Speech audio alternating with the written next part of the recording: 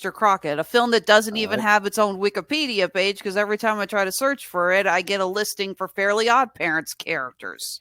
It took me a while to find. You sent me the right title, and it just took me it took a little bit of Googling and then scrolling to get past all that. Like, okay, no, there's the movie. There we go.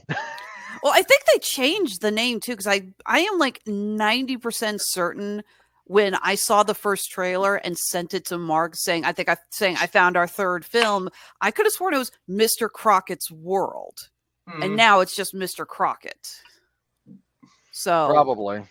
But yeah, Mr. Crocket came out on Hulu, directed by Brandon Espy. It's about we have a mother with a son. She has just lost her husband who died from they don't say, but I'm assuming it was cancer or something. Cancer makes sense. They say he was very sick for a long time. So she's having a really hard time, not only dealing with her grief, but dealing with her son. The world's worst kid. Just the world's worst. Not to mention, they cast hang on. No, Alexis, go ahead. I was just going to say, I think they cast a way too old kid to be that bratty. Because I have seen okay, I have babysat children that have been that level of bratty. I'm bored. Where's my Game Boy? I'm going to wreck this if I don't get what I want. Yeah, I have dealt with the hell spawn of this earth. I have actually... There was a family at my parents' church. I was the go-to church babysitter for a long time. And there was one family, they had 3 sons, and the oldest was a good kid. But the other 2, I blacklisted. I said, no, I don't care. I am never babysitting for this family again. I'm done. I don't care how much the money they offer me. So I have been with those hellspawn. I agree that he's bratty. However, one of the things that on the non-horror side, just the storyline side, that I thought was great about the movie is that the kid is reacting, the character and also the actor playing, the character is bringing this reaction to a father has been sick for a long time. So the world has not been right or balanced for ages. And again, as young as he is, yeah, he probably kind of got whatever he wanted because it was like, hey, we got to, we've got to be over here with your dad, trying to, fight this cancer. Sure, have a Game Boy, blah, blah, blah. Just using that as an example, that does not happen in the movie. Not to be overly pedantic, but it is a Game Gear that he... Right. To make this story work, this takes place in the 90s. Yeah. Well, yeah. What did they say, 93, 96? I forget exactly. 93, 94, I think. Okay. For the only way for the story to make sense is A, VHS players still have to be a thing, and B, no internet. Yeah, research had to be done the old-fashioned way. And VHS players have to be a thing that they're not looked at as like, ooh, look at you have a VHS player. You must be very fancy. Still keeping this, it belongs in a museum. Yeah. But no, what I was going to say is, one of the things I liked about the dynamic, but that was the kid and the mom, is they played really well into the parents aren't perfect, but they're trying their best. Now, that does not give a get out of jail free card to all parents. But this mom is literally, she's not perfect. She's just gotten a sledgehammer to the chest with the loss of, her husband, her partner, teammates. And now she's kind of holding the world on her shoulders, including this kid who's also lost his father. And she's doing everything she can, but she's not perfect, which is something that a lot of movies won't go to, especially with mothers. They'll try to make the mom I am just overwrought. And oh, woe is me. And even with dads, like The Exorcist Believer did something similar where, and they use that kind of part of the storylines, like you hate, like when the demons and the kid in Exorcist Believer, they're like, you hated me, you wanted her to live and not me, you never wanted me, But I think that's also what The Exorcist Believer did well, that this also does well, is I understood where the kid was coming from. Absolutely. I also understood where the mom was coming from, going, I'm going to tear out my hair, but I'm trying not to. Yeah. So just so everyone can understand kind of the premise at play here.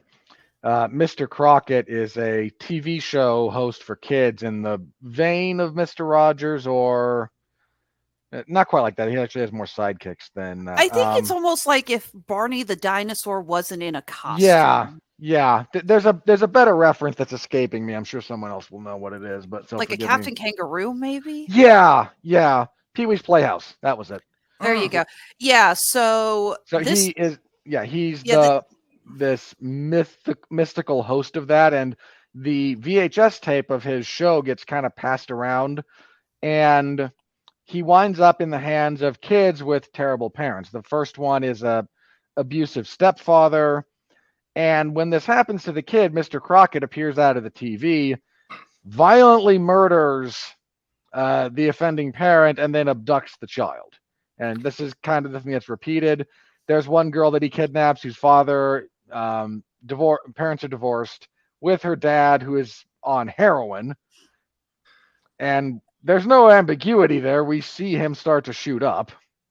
We don't know. We see him passed out with a needle still in his arm. We don't even subtext that. He did that shit. Yeah. There is no subtext with Mr. Crocket. If I may borrow a line from David, subtlety is for cowards. There's that sort of famous clip from, I forget the writer, but he goes, I know other writers who use subtext. They're all cowards. There's none of that. But no, these people just went straight in and was like, cry havoc and let's lift the dogs of war. Let's film this bitch. But it's nice that they contrasted our protagonist mother, who is just, again, at her wit's end, but is not abusive and is not a heroin addict. And there's a lot of things she's not. She's just had it up to here with this kid who can't see past his own nose. She's just tired. She needs a break. She's exhausted. And again, I think that's something that was played very well. And the actor playing the mom did a fantastic job in doing that. And again, not to retread what I already said, this was an interesting family dynamic that hasn't been, in my opinion, hasn't really been done this way before.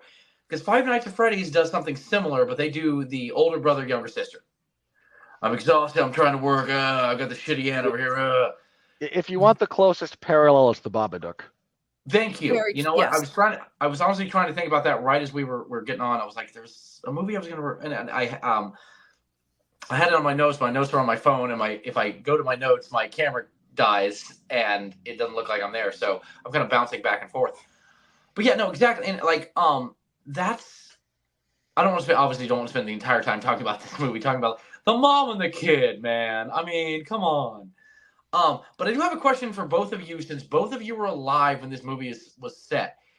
Were free VHS libraries a thing, or did they just make that shit up? They were not a thing until the 2000s. That is, admittedly, this is not a bad movie, but it's got a lot more plot holes than the other two.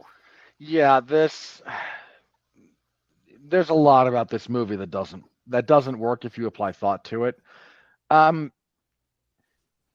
For whatever it's worth, I don't know that there were free VHS libraries the way that it's portrayed here. At least I never came across one.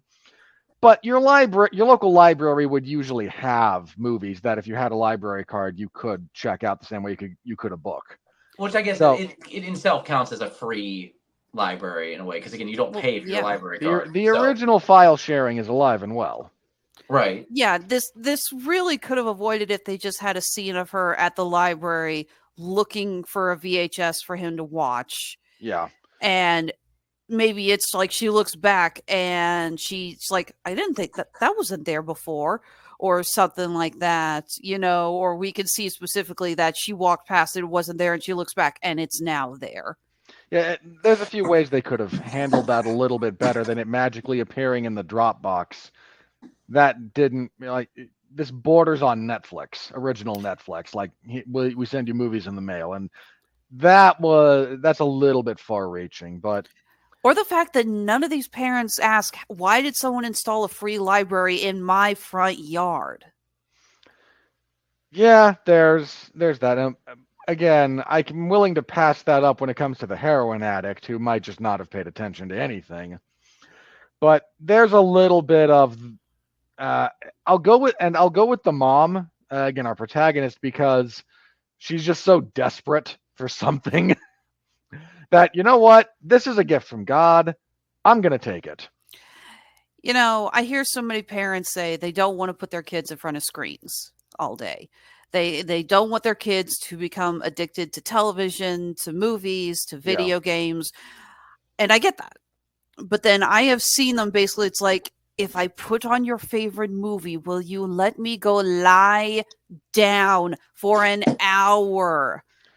Yeah, it's a really fine line to try and walk, and it gets really difficult when you're when you're alone in the equation. Like this mom is. She just needs, okay, I've worked a 12-hour shift.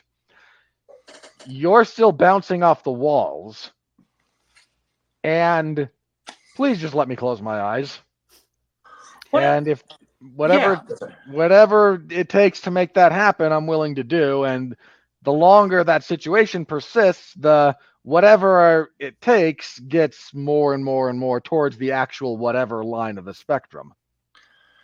And can we talk very quickly about the very shitty ass twist villain they were trying to make in this movie? Yeah, that was there.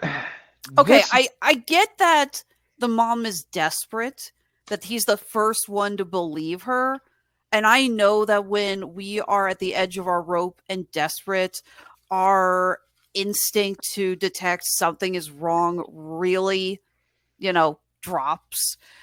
I think I made a joke about that when I was looking for work years ago, and I was just so desperate, and I got a job offer email, and I was so excited, and it took like 3 people to point out to me, that's a scam, right? I'm like, I was desperate, so I get that, but at the same time, I don't know how they could have made this dude wave any more red flags.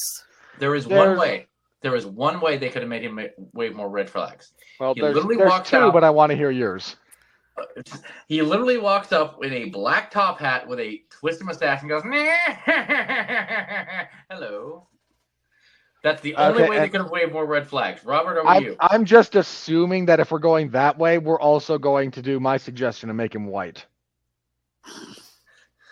Hello, I'm the villain of this movie. It's I think there's not enough. Here's the reality of this one, and it's kind of sad to say it this way, but there's not a story here for a movie. This spawned out of a short, right? Correct me if I'm wrong. It did. So it probably spawned out of something that would have been similar to our opening scene, where Mr. Crocket comes out. We get a gruesome kill, which, if there's a good thing to this movie, some of these kills are appropriately gnarly, and I thank them for that. This movie, if it excels in anything, it is the practical visual effects and the gore. The puppetry alone is amazing. When you go to Mr. Crockett's realm, which I guess is literally hell, you see dimension of hell, something like that. And you've got the clock and the chair that are alive, and it's what's the monster's name? Blue, something like that. Blue. They can't say Bluey because of reasons, but yeah, I just remember looking at this movie. It's like this thing is gonna get all up in their face and be like, "Bitch, we got emus. We will send them at your ass." No, this film is just visually amazing. It's very limited on CGI. They use practical effects for nearly everything. Yeah, that first death of the stepdad, getting his stomach sliced open. And again, the living chair grabbing him. I just watched this last night, and after just those first few minutes, I was just like, what the fuck am I watching? It knocks you back. Well, yeah, and what Robert said, yes, it is based off of shorts that I watched before, actually just before I came on this, because I wanted it to be fresh. And like most great horror shorts that won awards and made everyone nuts. Lights Out, Mama, Night Swim. When you try Which I'll be reviewing on Monday. Right. Yeah, you wanted to do worst of 2024 before the end of the year. This is on you, dude. Oh no! Look, by the way, Mark pitched Robert, the idea. I was willing to take the ride. Robert, I'm gonna burst Mark's bubble when we do that show because a bunch of these actually released last year. And he's probably watching, right? He can hear you. The great eye is ever watchful. But no, speaking of the worst movies of the year thing, I did finish the video for the review of Damsel that you didn't want to do, and I think you and Mark can get a good kick out of it. But no, of the movies that started out as a short and became features, the original Saw has to be the best one because it wasn't just meant to be a short. This was James Wan and Lee Wanell meant it to be not only a short but also their proof of concept. Yeah. That's why that full movie, love it, hate it, somewhere in the middle, works. Love, for the record, love the original Saw. Absolutely. Same here. I own it on Blu-ray.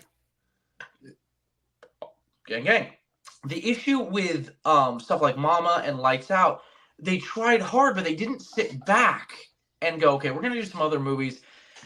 Let's sit with you and talk about, okay, what brought you to doing, and I'm just going to use Lights Out as an example, which again went from short to a feature. The short is terrifying. Yeah. That ending shot will live rent-free in my head for the rest of my goddamn life. And the issue is they don't sit with the writers and the creators long enough because it makes sense. They want to catch that train. Oh man, everyone's loving this. It's award-winning, blah, blah, blah.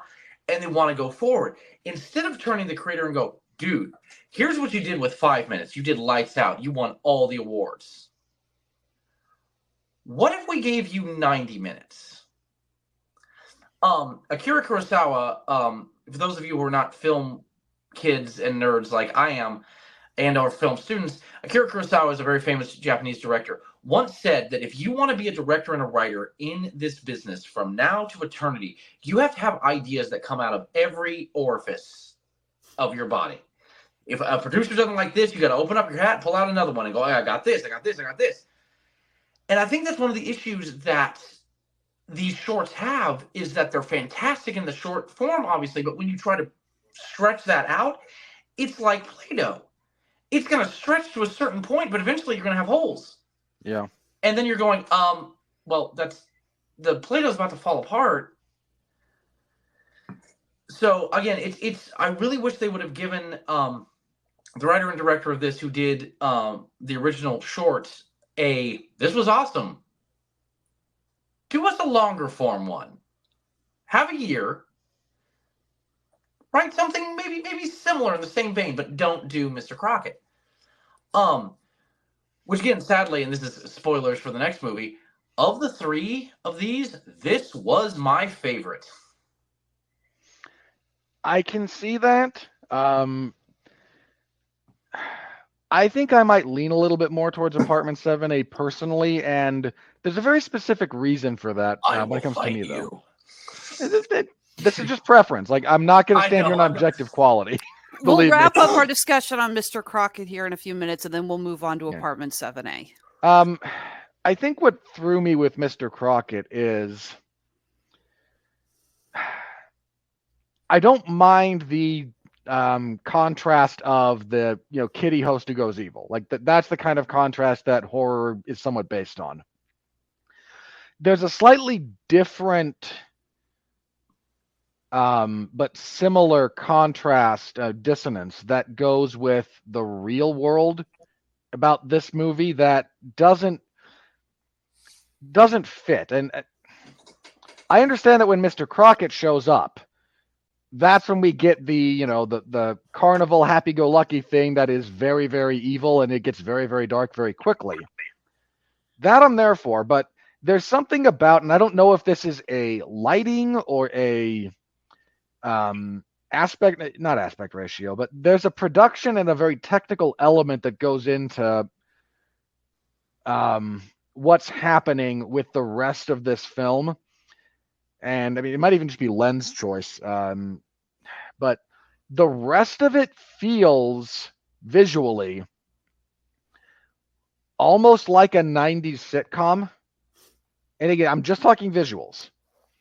There's something about the way it's shot that's what it kind of evokes for me. And contrasting that with the violence and the language in particular feels, I have no problem with profanity in my films. It just feels weird here. It doesn't feel natural to what's going on, which is weird because yeah, there's a bunch of stuff that happens here that you should is a strong word, but responding with an obscenity is not out of the question. But it just again, there's something dissonant about it that I can't for the life of me put my finger on, but it just doesn't quite work outside of the scenes when it's clearly playing on the dissonance and the contrast between Mr. Crockett's kind of character and the body horror and the gore and all that fun stuff. And I wish I could say it better, but that's the closest I can get to it at the moment. I'm going to bounce off of you with that. One of the small issues I had with this is, we keep saying Pee-wee's Playhouse or Mr. Rogers. Honestly, what this movie made me think of is the 2004 Fat Albert movie if it was a horror movie. Yeah. I can see that. Mm-hmm. And again, I didn't mind it because I felt like the cast was going all the way. They were bringing their A game. Nobody was, half-assing their acting. I'll agree with the lens choice thing, but again, as Mr. Radlich has constantly reminded me, if we're talking about a big movie like Megalopolis, fine. Bitch about lens flares and lens choice. Other than that, I don't want to put my audience to sleep while you go through a freaking soliloquy from one of your professors at school. But yeah, it's anamorphic versus Panavision. Come on. Yes, right. Why don't we talk about that for 2 hours? Everyone's gonna watch that, right? If we did that, we would be some film student saving grace. Just know that someone would be desperately Googling and stumble across that. I got like 6 hours to get this project done. What the hell is W2M Network's R&D show with There is a God. There is a long running gag in the video game community that anytime you have a problem with something, you can look it up, and there is some YouTube channel with some guy in a foreign accent that you couldn't place with a gun to your head, but he has done a video solving the exact problem that you've run into. Pretty much. How do I beat this boss with this build? Guy with an Italian accent he's got your back.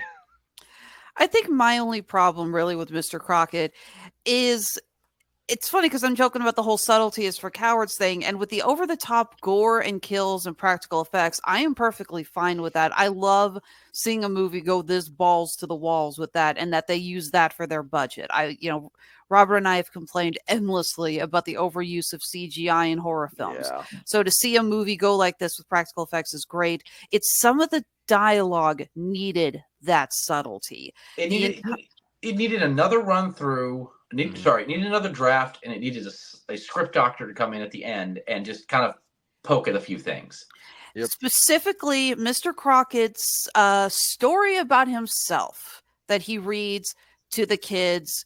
And I was like, okay, this could be really good. And I liked the use of the different animation style to tell that. I thought that was really well done.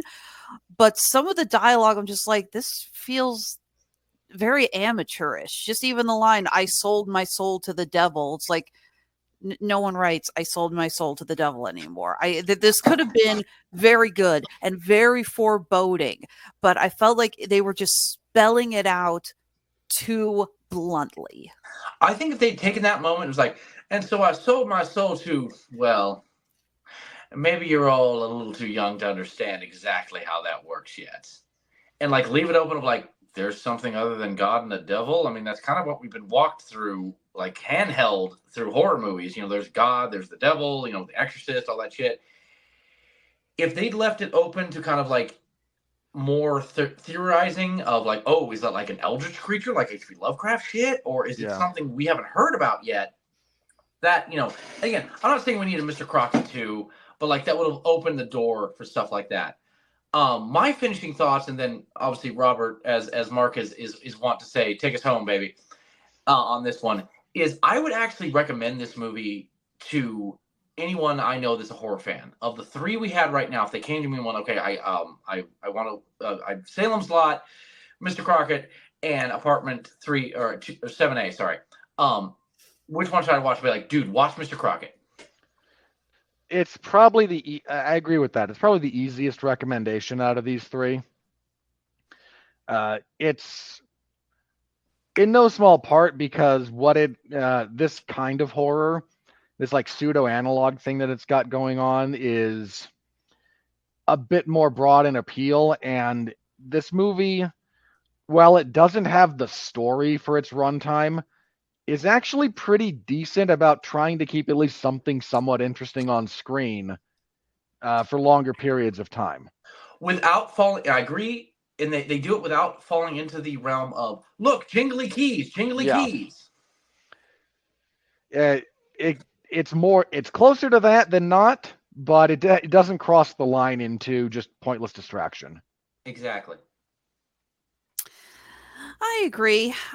I mean, I'm just going to go ahead and say it. Of all three movies, I would say some of them obviously needed more work and some of them aren't that great, but I'm not going to say any of these three movies are bad per se. If you've got a late night and you come across these and it's like, if you're curious, go ahead and watch them. I don't see any of us saying it's like, oh my God, avoid this for the love of God. I will be throwing that line around a lot when Monday comes around. So of course you will. Wake me up when Monday comes.